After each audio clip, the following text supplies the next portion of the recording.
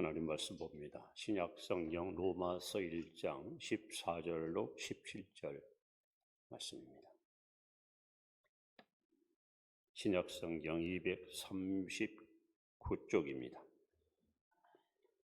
교독합니다. 로마서 1장 14절 헬라인이나 야만인이나 죄 있는 자나 어리석은 자에게 다 내가 빚진 자라.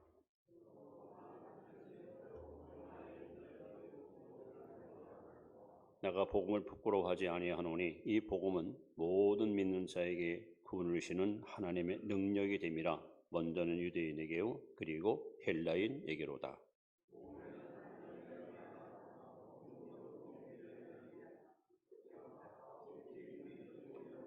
설리장과 같으니라. 아멘. 옆에 분에게 날마다 새로운 삶을 사십시다. 이렇게 인사합니다. 오늘은 종교개혁 주일입니다. 저는 개인적으로 종교개혁은 계속해서 일어나야 된다고 믿습니다. 물이 고이면 반드시 썩습니다. 교회는 끊임없이 갱신하고 개혁하면서 하나님이 기뻐하는 그런 삶을 추구하고 나아가야 됩니다. 1517년 10월 31일 날 당시 34살이었던 종교개혁가 마틴 루터가 면죄부를 비판하는 95개 조항, 이것을 베텐베르크 성당 청문회에 붙이면서 종교개혁의 불길이 퍼지기 시작합니다. 불과 2주 만에 독일 전역으로 퍼져나갔고, 그리고 4주 지나서는 유럽 전 지역에 종교개혁의 불길이 뜨겁게 타오르게 됩니다. 당시 네오 10세 교황은 성비드로 성당을 다시 증축한다는 명목하에 면죄부를 팔아서 그 헌금을 충당하는 어쩌면 악수를 뒀습니다. 근데 그때 교황보다도 주변에 있는 사람들이 오히려 이것을 더 적극적으로 추진해서 그야말로 있을 수 없는 부끄러운 일을 행하게 되는데, 그 면죄부를 팔은 50%의 이익금은 네오 10세에게 돌아가고 나머지 50%는 마인츠 주교였던 알보레이트 신부에게 돌아갑니다. 당시 종교개혁을 시도했던 마틴 루터는 면죄부의 부당성을 95개 조항을 써서 이것은 성경에 위배되고 하나님 말씀과는 전혀 맞지 않기 때문에 여기에 대한 명확한 해답을 알려달라고, 그래서 시작된 운동이 종교개혁 운동입니다. 한마디로 종교개혁은 로마 가톨릭 교회가 성경으로 다시 돌아가자, 원점으로 돌아가자, 말씀으로 돌아가자, 이것이 바로 종교개혁의 가장 큰 핵심 요인이었습니다. 특별히 개혁자들이 주장했던 3대 명제, 3대 핵심이 있습니다. 그럴 수밖에 없었던 이유, 왜 그들은 종교개혁을 할 수밖에 없었는가 하는 이유를 이 3대 명제를 통해서 우리는 확인할 수 있습니다. 자, 첫 번째 명제입니다. 우리 한번 따라합시다. 오직 성경으로. 디모데후서 3장 16절로 17절 말씀을 함께 읽습니다. 시작. 모든 성경은 하나님의 감동으로 된 것으로 교훈과 책망과 바르게 함과 의로 교육하기에 유익하니 이는 하나님의 사람으로 온전하게 하며 모든 선한 일을 행할 능력을 갖추게 하려 함이라. 이 당시 로마 가톨릭 교회는 성경의 권위를 철저히 무시했습니다. 천주교가 성경을 하나님 말씀이라고 하니까 성경이지, 교회가 성경으로 인정하지 않으면 성경이 될 수 없다. 성경의 권위를 철저히 그들은 무시했습니다. 특별히 우리가 알고 있는 창세기부터 계시록까지 정경 66권 외에 외경, 다른 성경 7권을 그들은 소지하고 있습니다. 그리고 거기에 나오는 교리를 또 열심히 전파합니다. 더군다나 성경의 필요성을 당시 노말르 카톨릭교회는 철저히 부인했습니다. 성경은 없어져도 천주교회는 영원하다 하는 것이 그들의 주장이었습니다. 더 나아가 1229년 톨로사 회의 때 아예 성경 구독을 금지시켰습니다. 그래서 신부만 라틴어로 성경을 강론할 수 있고 일반인들은 성경을 볼 수도 없고 알 수도 없는 그런 영적인 암흑 시기가 바로 중세 시대였습니다. 그러나 여러분, 우리가 성경으로 돌아가서 예수님이 마태복음 24장 35절에 이렇게 말씀합니다. 천지는 없어지겠으나 내 말은 없어지지 아니하고 다 이루리라. 하늘과 땅은 없어져도 하나님 말씀은 영원합니다. 왜? 진리이기 때문에. 하나님 말씀은 불변입니다. 절대로 변치 않습니다. 우리가 창세기를 펴시면 알지만 말씀으로 만물을 창조하신 하나님, 그리고 말씀으로 만물을 다루시고 통치하신 하나님, 그리고 그 말씀과 언약을 믿는 자들에게 오늘도 변함없이 구원의 선물을 주신 하나님. 여러분, 성경은 하나님의 말씀입니다. 사람의 말이 아니에요. 하나님 말씀입니다. 베드로전서 1장 24절에 모든 육체는 풀과 같고 그 모든 영광은 풀의 꽃과 같으나 꽃은 떨어지고 잎은 시드나 하나님의 말씀은 세세토록 있느니라. 하나님 말씀은 영원토록 살아있습니다. 히브리 4장 12절에도 하나님 말씀은 살았고 운동력이 있습니다. 그래서 이 말씀이 전파되는 곳에 변화가 일어납니다. 회개가 일어납니다. 심령이 새로워집니다. 개혁이 일어납니다. 사람들이 새로운 피조물로 거듭나는 놀라운 역사가 임하게 됩니다. 더 나아가 하나님 말씀은 하나님의 계시도구입니다. 인간이 어떻게 하나님을 알 수 있습니까? 물론 성경에 보시면 자연을 통해서도 알 수 있고 혹은 역사를 통해서도 알 수 있어요. 그러나 가장 정확한 하나님의 계시도구는 성경밖에 없습니다. 예수님이 요한복음 5장 39절에 너희가 성경에서 영생을 얻는 줄 알고 성령을 연구하거니와 이것이 곧 내게 대하여 증거하는 것이라. 또 요한복음 20장 31절에도 이것을 기록함은 성경을 쓴 이유는 예수 그리스도가 하나님의 아들이시요 그를 믿는 자마다 영생을 얻게 해서 썼다고 분명히 명시하고 있습니다. 제가 늘 강조합니다.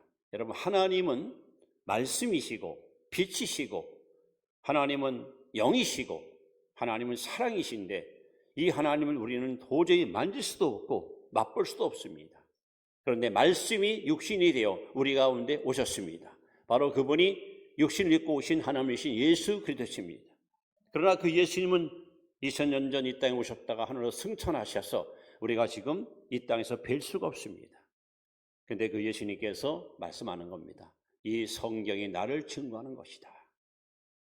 그래서 창세기는 창조주 예수 그리스도, 출애굽기는 해방자 예수 그리스도, 모든 성경은 다 예수 그리스도를 우리에게 증거하는 것으로 기록되어 있습니다. 그러므로 하나님을 알려면 예수를 알아야 됩니다. 그리고 예수를 알려면 성경을 펴야 됩니다. 말씀을 떠나서는 우리는 결코 하나님을 인식할 수도 없고 알 수도 없습니다. 왜? 성경이 하나님의 계시 도구이기 때문에 그렇습니다. 더 나아가 하나님 말씀은 영혼의 양식입니다. 예수님 마태복음 4장 4절에 사람이 떡으로만 사는 것이 아니요 하나님의 입으로 나오는 모든 말씀으로 사느니라. 육신의 양식이 있는 것처럼 영혼의 양식이 있습니다. 영혼의 양식인 말씀을 먹어야 믿음이 자라고 여러분 심령이 새로워지고 우리 안에 확신을 얻게 되는 것입니다. 그래서 우리는 주야로 말씀을 묵상하며 말씀을 가까이 하여 말씀 안에 거하는 삶을 살 때 우리는 이 세상에서 넉넉히 이기는 승리의 주인공이 될 수 있습니다. 그리고 성경은 모든 신앙생활의 척도입니다. 척도. 이 말씀을 통해서 이단과 이 말씀을 통해서 가짜가 구별됩니다. 알곡이 쭉정인지 참인지 거짓인지 이것이 진리인지 비진리인지는 오직 성경만이 밝히 우리에게 알려줄 수 있습니다. 그래서 종교개혁자들은 첫 번째 슬로건입니다. 오직 성경으로, 오직 성경으로, 오직 말씀으로. 이것이 종교개혁들이 주장했던 개혁이고 이건 오늘도 우리에게 유효합니다. 저나 여러분들이나 우리 모두 말씀으로 돌아와야 됩니다.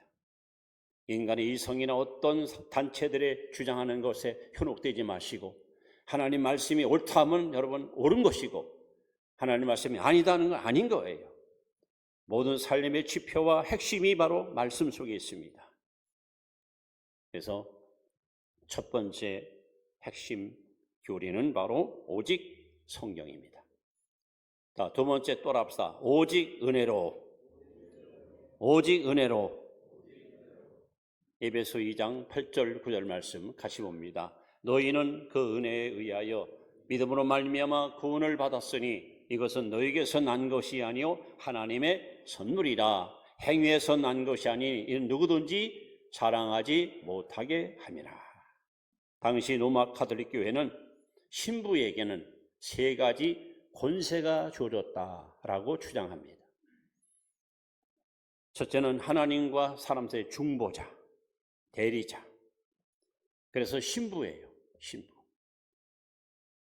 하나님과 사람 사이의 중보자. 두 번째는 희생제사를 드릴 수 있는 특권이 있다는 것. 희생제사를 드릴 유일한 제사의 제사장으로서의 역할이. 세 번째는 죄를 용서해 주는 사죄권을 갖고 있다고 주장했습니다. 성경과 여러분 얼마나 위배된 그런 주장입니까? 그래서 누구든지 이 당시 누구든지 신부를 통하지 않고는 하나님의 은혜도 받을 수 없고 죄사함도 받을 수 없고 구원도 받을 수 없다라고 주장합니다.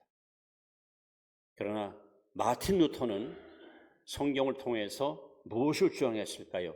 만민 제사장. 구원받은 성도는 누구든지 하나님께 나아갈 수 있고 구원받은 성도는 누구든지 하나님께 예배할 수 있고 구원받은 성도는 누구든지 하나님께 기도할 수 있다. 이건 한 개인의 전용물이 아니라 하나님 백성이라면 아무 때나 주께 나아가서 예수 그리스도를 의지하여 하나님께 예배할 수 있고 기도할 수 있다고 만민 제사장서를 그는 강조했습니다. 여러분, 기독교는 은혜의 종교입니다. 은혜를 빼면은 기독교는 존재하지 않습니다. 예를 들어서 창세기 6장을 보시면 안타까운 기록이 소개되고 있습니다.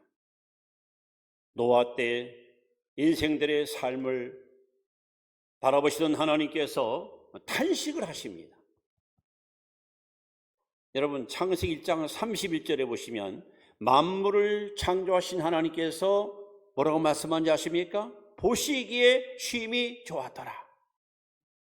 하늘과 땅과 만물과 사람을 지어놓으시는 하나님은 너무너무 행복하고 너무 기뻤습니다. 보시기에 좋았더라. 그런데 창세기 6장 2절로 넘어가면 내가 왜 사람을 만들었을까? 내가 왜 사람을 씌웠을까 하고 하나님이 탄식을 하잖아요. 탄식을. 이 당시 두 가지 악이 하나님의 노여움을 촉발시켰습니다. 하나는 폭행, 무차별히 죽이고 죽는 끔찍한 폭행과 또 하나는 성적인 타락, 도덕의 타락성.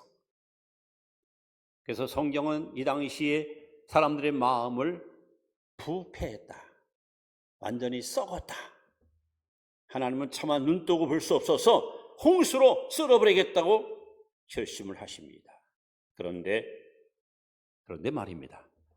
창세기 6장 9절에 한 의인이 등장합니다. 노아입니다. 그리고 성경은 이렇게 노아를 표현합니다. 노아는 의인이요 당세의 완전한 자라. 저가 하나님과 동행하였으며. 노아는 의롭고 완전했고 하나님과 동행했다. 이렇게 기록합니다. 우리는 이 말씀만 보면은 그래서 하나님이 노아를 믿음의 추상으로 세우셨고 저를 통해서 가족을 구원시켰구나 이렇게 오해할 수 있습니다. 그러나 중요한 것은 창세기 6장 8절입니다. 다 썩었어요. 다 부패했어요. 하나님의 진노를 사기에 제 말로 모두가 다 병들었습니다. 그런데 성경에 이렇게 기록됩니다. 그러나 다 썩고 병들었으나 그러나 노아는 여호와께 은혜를 입었더라. 은혜를 입었더라. 노아가 의로운 자가 되고 온전한 자가 되고 하나님과 동행했던 유일한 그 비결이 뭘까? 하나님의 은총을, 하나님의 은혜를 입었기 때문에 가능한 거예요. 우리 마찬가지입니다, 여러분. 우리 하나님의 은혜를 입었기 때문에 오늘 이 자리에 오신 거예요. 그 은혜를 입었기 때문에 우리가 하나님께 예배하는 거예요. 하나님께서 우리의 은혜를 베풀지 않으면 우리는 이 자리에 올 수 없어요. 다시 말씀합니다. 너희가 그 은혜를 인하여 믿음으로 말미암아 구원을 얻었나니 이것이 너희에게서 난 것이 아니요 하나님의 선물이라. 오직 은혜로. 오직 은혜로. 우리 하나님의 은혜로. 우리 찬송가 했잖아요. 아 하나님의 은혜로 이 쓸데없는 자. 왜 구속하여니 나는 알 수 없도다. 그래서 오직 성령으로 돌아가자. 오직 은혜로 우리가 믿고 살아야 됩니다. 세 번째 종교의 핵심은 또 따라합시다. 오직 믿음으로. 오직 믿음으로. 로마서 1장 17절 말씀입니다. 같이 읽습니다. 복음에는 하나님의 의가 나타나서 믿음으로 믿음에 이르게 하나니 기록된 바 오직 의인은 믿음으로 말미암아 살리라 함과 같으니라. 이게 종교개혁의 시발점이에요. 이것 때문에 루터가 변화받았습니다. 이것이 종교개혁을 시도하는 살아있는 말씀이었습니다. 이 당시 로마 가톨릭 교회는 구원은 사람이 어떻게 구원받는가? 하나님의 은혜와 사람의 행위가 합쳐져서 구원에 이른다고 가르쳤습니다. 성경은 우리가 믿음으로 구원받지 행위로 구원받지 않습니다. 그래서 그들은 구원의 조건으로 선행, 즉 공덕을 많이 쌓아라. 구제도 많이 하고 베풀고 많이 하고 그래서 이 땅에서 착한 일, 선한 일을 많이 해야 구원에 이를 수 있다라고 가르쳤습니다. 더 나아가서 반드시 영세를 받아야 생명 은총을 받아야만 천국 갈 수 있다고 강조했습니다. 그런데 구원을 받아도 대죄, 큰 죄를 받으면 큰 죄를 범하면 구원이 상실된다. 구원이 사라진다. 또 소죄, 작은 죄를 많이 지면 그것이 대죄로 변한다 라고 강조했습니다. 그래서 1년에 최소한 한 번 이상 반드시 신부를 찾아가서 고해성사를 해야 죄로부터 해방받을 수 있다고 그렇게 강조했습니다. 더 안타까운 것은 그들은 사람이 죽은 후에도 구원이 가능하다고 가르쳤습니다. 근거는 바로 성경 아닌 외경에 나오는 연옥설입니다. 성경은 오직 천국과 지옥 둘밖에 없는데 그들은 연옥이라는 것이 또 있어요.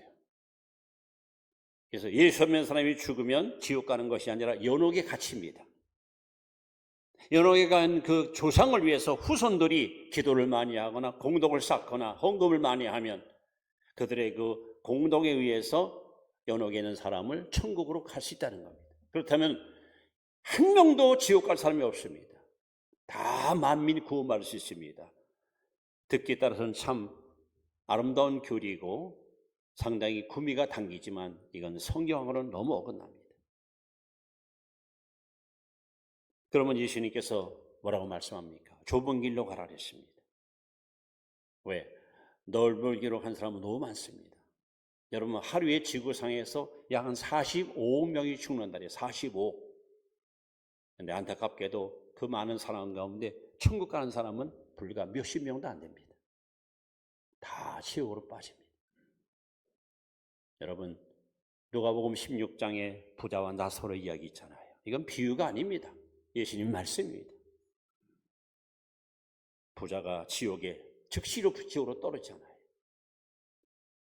불교에서는 49제, 유교에서는 귀천을 떠돌다가 묘지를 잘 쓰면 또 극락 가고 다 인간이 만드는 허황된 이야기입니다. 진리만이 하나님 말씀이 여러분 반드시 우리는 믿고 따라야 되는데 하늘과 땅 그리고 천국 지옥 이 둘 중에 하나 이 땅에서 내가 무엇을 섬기냐에 따라서 여러분의 운명이 결정되는 겁니다. 마틴 루터가 종교개혁을 감행했던 이유가 여기 있습니다.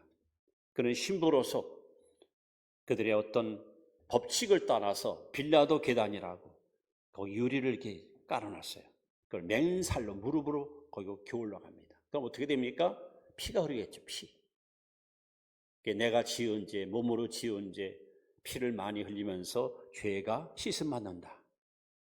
그래서 그 교리를 따라서 계단을 올라가다가 하나님의 음성을 듣습니다.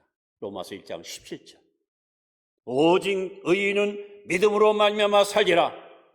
루터는 벌떡 일어났습니다. 그렇다. 믿음으로 구원받는 것이 행위로 받는 것이 아니다. 그래서 여러분 그가 용기를 가지고 종교개혁을 시도했고 아까 우리 부른 찬송 루터가 작시한 찬송입니다. 시편 18편을 근거로 해서 쓴 찬송시입니다. 여러분 오늘날 한국교회 아니 세계교회를 한번 보십시오. 물질만능주의, 황금제일주의. 어찌 보면 교회도 돈이 있어야 여러분 신자 구실을 할 수 있습니다. 가난한 사람은 교회 가도 별로 대접받지 못하는 세상입니다. 해마다 9월이면 교단 총회가 열립니다. 총회장이 얼마나 대단한 인물인지 모르지만 총회장을 출마하려면 최하 몇억, 심지어 몇십억을 돈을 써야 된다는 있어서는 안 될 부끄러운 일들이 지금도 자행되고 있습니다. 교회에서 장로, 권사, 안수집사 직분 줄 때 장로는 1억, 안수집사는 무슨 5천만 원. 이게 말이 되는 얘기입니까? 종교개혁은 1517년이라 지금 일어나야 됩니다. 이렇게 성도들이 성경이 아닌 인간이 만들어놓은 제도나 법도에 따라서 그것이 옳은 줄 알고 그것을 따라가다가 영혼은 병들고 심령은 피폐해져서 하나님과는 아무 상관없는 부끄러운 삶을 살아가는 자들이 얼마나 많습니까? 그래서 우리는 날마다 갱신하고 날마다 개혁하고 날마다 새로워야 됩니다. 특별히 예수님께서 말씀합니다. 이 세상이나 세상에 있는 것들을 사랑하지 말라.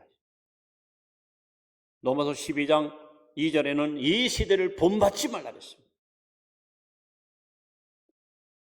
과학적으로 증명된 모두가 다 인정하는 거라도 하나님 말씀이 아니면 우리는 따르지 말아야 됩니다. 이 길이 고독한 길이고 외로운 길이고 힘든 길이라도 하나님 말씀이라면 우리는 그걸 따라가는 것이 신앙인의 모습입니다. 가치관이 혼돈에 빠져 있고 무엇이 옳고 그런지 무엇이 참인지 거짓인지 분별할 수 없을 만큼 지금 영적으로 굉장히 혼란한 채로 살아갑니다. 그렇기 때문에 종교개혁은 내 마음부터 다시 일어나야 됩니다. 나는 과연 성경적인 가치를 갖고 살고 있는가? 나는 하나님의 은혜에 대해서 보답하고 있는가? 나는 진짜 믿음으로 예수님을 바라보고 의지하고 살고 있는가?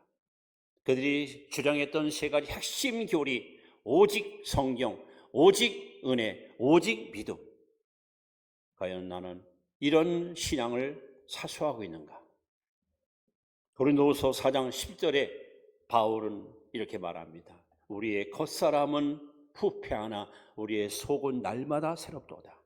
여러분 우리는 날마다 새로워져야 됩니다. 어제 믿음 갖고 오늘 살려가지 마십시오.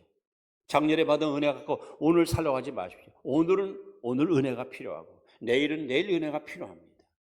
이스라엘 백성이 광야에서 40년 동안 가는 동안 하나님은 일주일치나 한 달치 만나주지 않았습니다. 하루치만 줬습니다. 일용할 양식만 주었습니다.